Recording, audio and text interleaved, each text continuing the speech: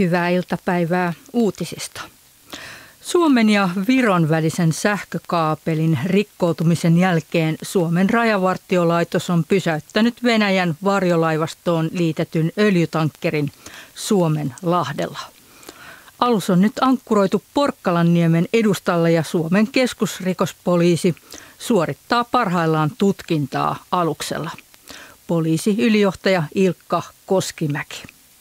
On syytä epäillä, että tämä Cookin saarelle rekisteröity alus on aiheuttanut vaurioita tähän Estlink-sähköverkkokaapeliin, mutta sen lisäksi epäilemme myös muita kaapeleita vaurioituneet. Ne selvitykset ovat parhaillaan käynnissä.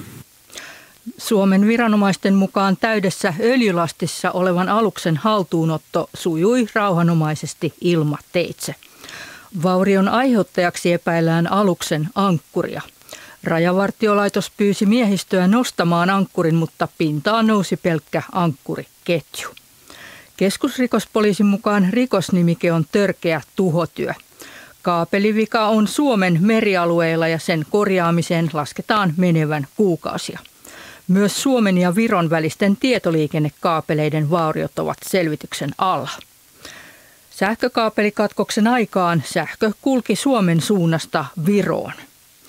Venäjä kiertää sille asetettuja pakotteita käyttämällä niin kutsuttua varjolaivastoa, jossa alukset on rekisteröity muualle. Tapanin päivänä vuonna 2004 tapahtunut tsunamikatastrofi vaati yli 200 000 ihmisen hengen. Borlengeläiset Sirkka ja Vesa Murtokangas selviytyivät hyökyaallosta hengissä. Vesan saamat vammat vaativat sairaalahoitoa, mutta eivät enää häiritse jokapäiväistä elämää. Pariskunnan muistikuvat tsunamista ovat kuitenkin edelleen eläviä. Sitten yöllä muistaa sen, erää yölläni muistaa, mutta muuten se ei ole. Ja sitten mitä minä fyysisiä